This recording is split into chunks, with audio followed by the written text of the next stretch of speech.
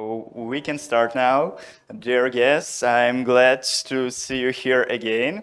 And let's greet our next speaker, Yaroslav Kot, the co-organizer of this wonderful event, Game Gathering, and also the team advisor of the Farm 51 company, who will share today his story about how to change, how to adapt his project to the whole team's efforts for some wholesome volunteering reasons according to circumstances going in the world. So let's welcome our speaker for the next half of hour with loud applauses, right?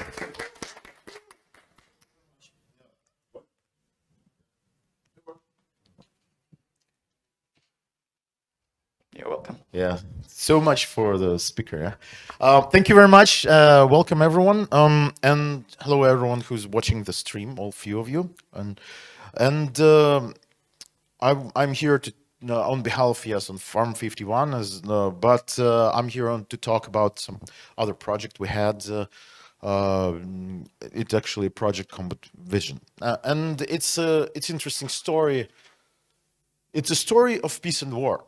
So let's just discuss it. Yes, and of course I'm part of Farm 51 team, and thank you very very much for a great team I'm working with as well in game industry. And but this project is a little bit personal and non-commercial at the moment for many years now. So let's start. So the tales of war and peace, and we start with the tales of peace. Where there's peaceful time, game developers always looking for some interesting new niche to do to fulfill. And when they have hobbies, sometimes they look at how to fulfill things, okay, what to make up, what to invent within their hobbies. So peaceful times, they include a nice positivity. During peaceful times, always there are butterflies for some reason, and flowers, yes, and of course, without ponies, of course, ponies should be there. So during peaceful times, we imagine we use our time for leisure, and we never think about how it could be interpreted and used in the future. We don't think about bad times, unfortunately, maybe. And back in 2012, we actually had a group of people were playing like military simulation, live action role playing games, and just a free time, a leisure. It's like touristic sports activities on, and being a game developers and technical guys. We had the problem about how to coordinate. When this group grew up to 200 people, we thought that perhaps we need some software to make it more tactical, more professional. And of course, we played video games at the time. And we knew that in those video games, professional soldiers, and they always have some software, interactive maps and stuff. So we discussed it among ourselves, and our tech guru, Evgeny, he thought of equipment. So he was co-founder of ARMS Project Club, which is actually Airsoft's reality, like military simulation game club. And we decided to create this this software. It's like second generation software for us, software which would actually help to coordinate people. So it's a usual client server principle, where the data synchronization server, of course on PHP, and MySQL served a set of Android devices, and it helped them to coordinate and cooperate in environment to exchange quickly information and play in teams, appoint different objectives and fulfill them. It was for us a game, and developing it, we actually didn't know what to take as an example. At that time, we didn't have like this NASA requirements, and we didn't think about any wars or any like conflicts. And we thought, why don't we take maybe some people recognize. This is the Map 21. We called that project at the time, and we thought what it should look like, what we're doing interactive map. So we took as an example Flashpoint, Operation Flashpoint map. By the way, Cold War crisis. And we actually were inspired by interactive map in that game, and we made interface similar to that game. So yeah, check development there as well. Inspiration. So and in the future we started going on. We also thought that it could be a cool, actually, narrative tool for game design scenario management, because we could actually we could look, we could scan, download and edit maps. We could put objectives there. We could put characters and see how they move in time, how they interact, and coordinate them. Think about choreography of that place. So it was kind of interesting. And me being a narrative designer, a game designer, I see a lot of like I've seen also a lot of possibilities there for, like, prototyping and everything of the plot and all things like that. Also, it gave opportunity to backlog. So we basically could have NPCs, and it had also opportunity to coordinate through chat room. So whenever anything happened, we could look what happened, when, and how it went on. And also the same thing with the plot. Whenever something happened and you model it, you can wind up and check where are logistic problems, where your character should be. So it was quite interesting tool, which we could use in game development for live action role-playing games and so on. And we thought, yeah, and there are more games than just just military simulation. So we actually hooked it up to AR and thought, well, city games, we could use them there. It's amazing. We could just pinpoint some locations and give some quests, and they would be looking for them. They could see things which other people don't see, and that's like you're something like in another universe, like Harry Potter, vampires, everything. It was another possibility. Then we thought, hey, let's make another.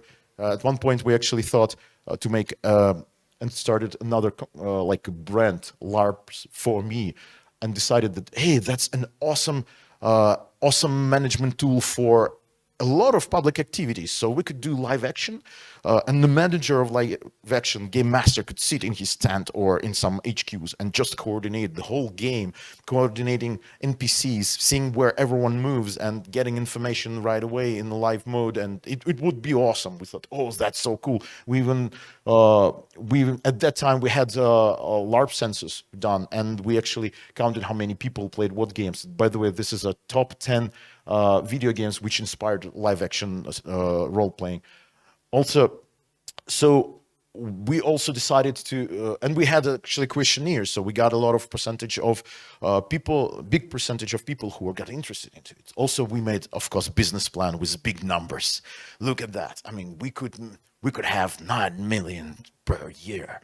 Well, of course, we adjusted it a little for investors, and these numbers looked fantastic because a lot of people wanted actually to use that tool. They thought, oh, that's so cool. We never had anything like that. We really wanted, a lot of people really wanted all over the world. We had even negotiation with Americans and so on who also do games, military simulation, LARPs, and they could do like per session, make like download a client and coordinate the game, like if it improves the performance of the experience. And some of them actually were doing it on commercial levels. They were so interested. And there are some chains of games of like a lot of people, and they really got interested.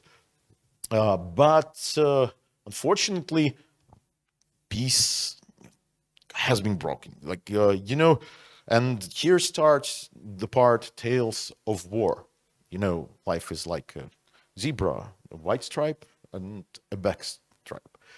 So you maybe remember that there has been Maidan of revolution in Kyiv, and there were a lot of problems when pro-Russian president took power and he started abusing people. People started fighting back, and so on and so on. A lot of people went in the streets, and people were using everything they can to stand to oppress to Russian president, and they were doing what they can. It was like a people's revolution, people against military, against police. And there were a lot of victims, unfortunately, unf- and everything went to use. There you can see at these pictures that people weren't prepared and they were using what they can, armor, like shields, everything. Of course, there were not many guns, but people were using what they can. They were bringing what they have. So we decided that we have this equipment, no, this software. Why don't we try to use it to coordinate at least people from the gunfire, from sharpshooters fires? So we started using it to with volunteers to coordinate from sharpshooter fire and installed it into different smaller equipment. Made it a little simpler. Uh, so you wouldn't have to download in the private client, wouldn't have to download the big map to make it quicker. So you would have like a simplified map. So and basically we worked that on Maidan to save people. But later on, well, and Maidan, as you know, we won, and there were victims, unfortunately, heroes, but we won, and the Black Stripe is supposed to be over. But unfortunately, and we had to have peace, right? We hoped to have all that back. We just kicked out repressor. He ran away. Happy ending. No, unfortunately, uh, we had another Black Stripe.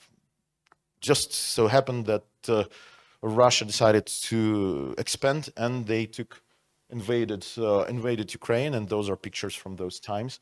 Actually, people were getting wounded, people were running away, and as you know, that Donbas, Lugansk, and Crimea regions were invaded by Russia, and military needed us, so we decided to put it to military use. We had this mission, and the main tech guru of this project, Evgeny, he actually thought he made it his mission to make this project a constant use for militia. You know that at the beginning of that war, there were a lot of volunteer regiments, and they all needed coordination. And as on Maidan, everything we had was put to use. People were raising money just like now to buy equipment, to buy guns, to buy scopes and everything.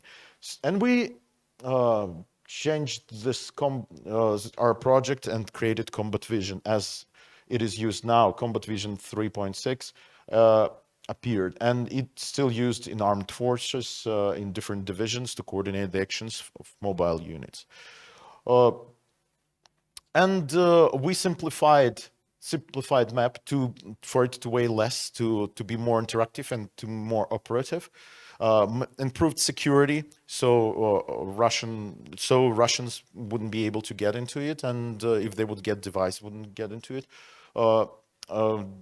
Also made better encryption, and then of course we were developing on to make it better. It all was a volunteer project at the time.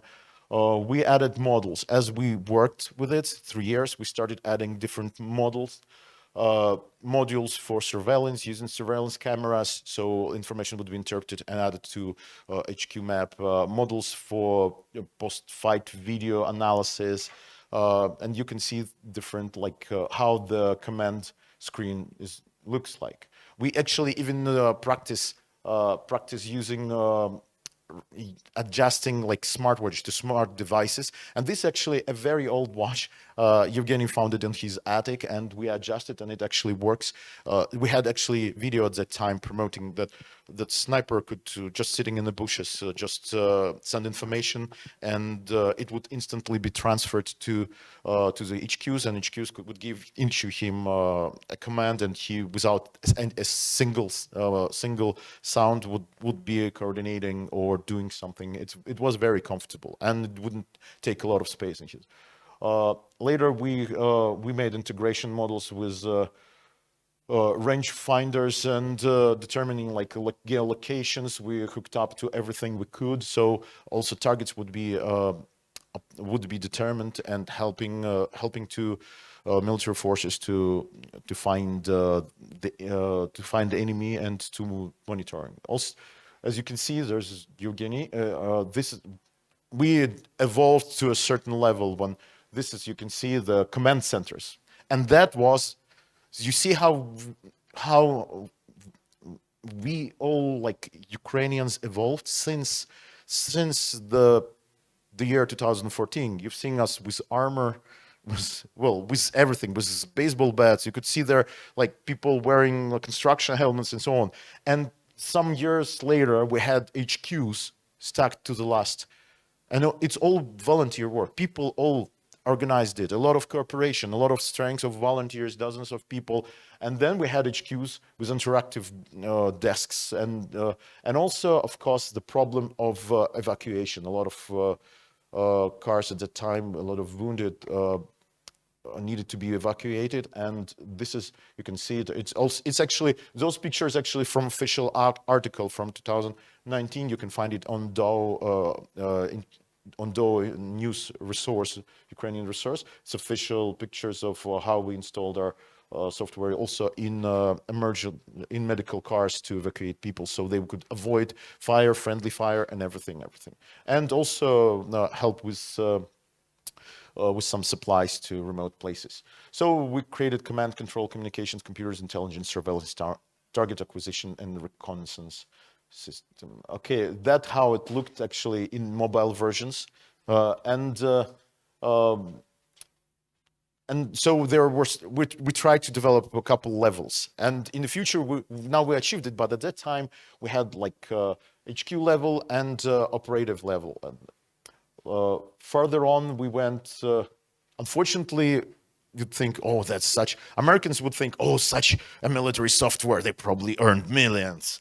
No, unfortunately not. And we weren't getting any money from the government or anyone. So, and people were, there were cases when people were killed, like just traveling from hotspots, and it was a problem. And we had people with families, and they needed also food, unfortunately, no matter how we wanted to help. So there are a lot of charity and organizations who started fundraising, buying different things for front lines, buying equipment for front lines, like different gadgets, so we could install our stuff, and they helped to, and which would help to evacuate people. And they were buying, you can see, they were buying like tablets, and we were like installing a software there, and then they were transferred to front lines. This was like mobile operative HQs. You can see how it looked in during that time. We also so we created. Okay, I don't have a lot of time, so I'll try to fast forward. We were evolving further on, solving a lot of equipment. We made it very possible, compatible with every single thing. You can see that we hooked it up even to digital binoculars, to everything. All possible communication systems, all possible encryption systems. We made it we made it into a combat system of combat management. Also, of course, we still had this post-event processing, and that also saved a lot of problems. You know, military is a shady thing, and this way you actually had log of what happened and who issued which command. So people, without looking for the person to blame, they could check out for the problems and improve the performance and save people. That's our new generation. A new generation combat which we developed is, we call it C4, fourth generation combat. We created new distributed architecture and 3 types of interfaces. They separated by coordination center. It's like bigger HQs, mobile control point, and personal assistant. It's like 2 people who actually in the front lines.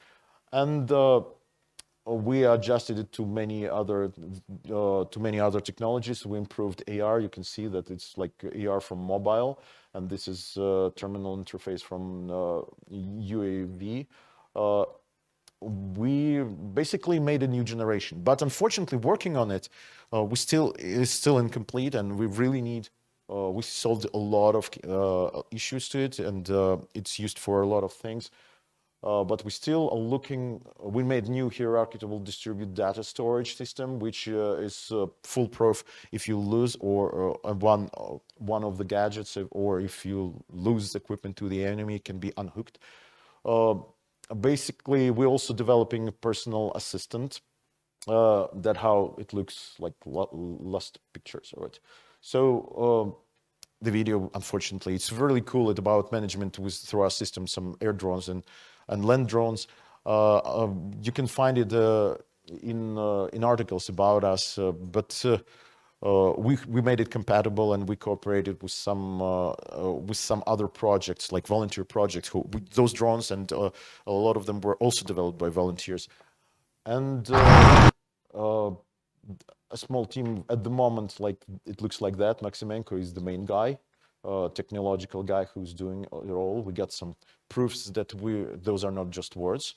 And even though, yes, we got gratitude from Azov, I would tell to some people from some conferences that Azov are not neo-Nazi and they are heroes. And unfortunately, I'm not part of Azov, but we worked but those are true medals. Some quotes from people who we actually helped and who actually used and encountered combat in front lines and know about it. Only one of them like that. And yes, we need sponsors to complete it. We need people to help us with development, and because we want to cooperate with. We have a lot of requests from military now. We have a lot of requests from even Belarusians also want to use it to liberate Belarus, and we want to help everyone. And thank you for the attention. Any questions?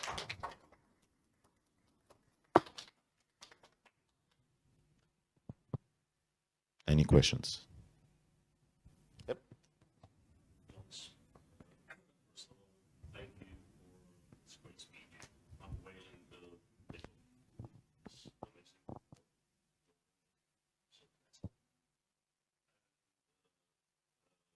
I was also very glad to see some pictures from our tree Saturday. As everyone's popular, and even some of your friends. I was wondering, you are using the HTTP6 NATO standard symbology for the technical overlays concerning those things, first, etc.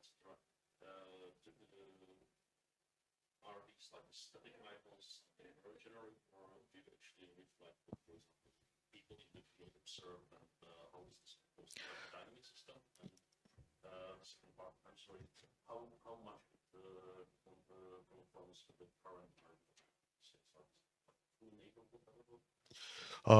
At the moment, yes, it is actually dynamic. It's dynamic if we got hooked up on a certain object through surveillance, through satellites, then it's dynamic. It's monitored.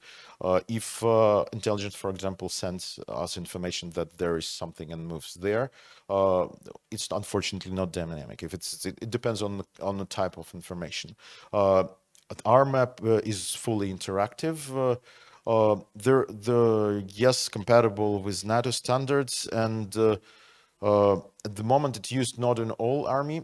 There is also one project called Delta. It's more like not interactive, but the map where they created a portal and they drop their everything. It just reflects the situation. It's maybe right now, because it started being developed just recently, it more adheres to NATO standards because we had like piled everything.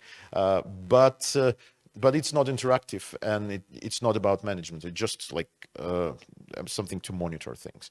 But our new generation covers that and brings as you've seen on 3 levels: tactical, strategic, and operational level. We get all different types of possibilities, of different types of functionality at each level. Yes.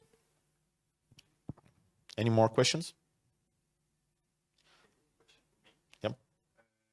After the war ends and the beat comes, would you rather switch back to the sphere of joy and entertainment and start producing new games, or you would keep going on your current project and keep developing your military system to help the world? well, helping the world developing military systems sounds fishy. It depends. The thing is that right now this project is purely for functional use, and it's not paid. And we really work somewhere. All of us work somewhere and earn money because most of this project was well, most of it actually, like Yevgeny Maximenko was his personal input of development and like basically charity money which were donated, and some like grant support was at some level, small one. We try to find someone who will help us, and unfortunately it's not that easy at the moment. It depends. It depends what would pay, and there are a lot of cool projects we don't get like their future life just because they're not getting known. We don't know. Maybe after war we will be tired of it, but it's too far. Belarusians also wanted to use it to liberate Belarus, like government in exile. We are negotiating, and that also could be used we now also discussing with some other military regiments, but the thing is that okay, is it somewhere there? Do I have it? Do I have it somewhere there? The thing is, compared to other systems, ours is much cheaper. The other systems have restriction on distribution to other countries. So are we. We tried to sell this project. We actually were offered by Americans to buy this project, but interesting, they were buying it for a cleaning company of huge office centers. Interesting, but then we wouldn't be able to use this IP, this product to defend Ukraine. Also, most of other countries, we monitor them, other countries' project, they were created a long time ago and are based on outdated technological stack. It's a big problem for many, especially developed countries, because somehow they're like dominate there, and you know, like military industry is very shady industry in some countries developed, and when one becomes a contractor of military, minister of defense, they usually hold it, and not always someone can force ministry to switch to more modern software. So many of them are outdated, and most importantly, every country, and Ukraine as well, want to use very protected, their own, and used only by them. We don't know what's going to happen later on. Maybe it will just stay with Ukrainian defense industry and will stay like that. And who knows? But we will use this technology maybe to manage LARPs as well, like separate division. Who knows? Yep. So please, if you know about sponsors, and if you developer who is familiar with these technologies and wants to help, please let us know.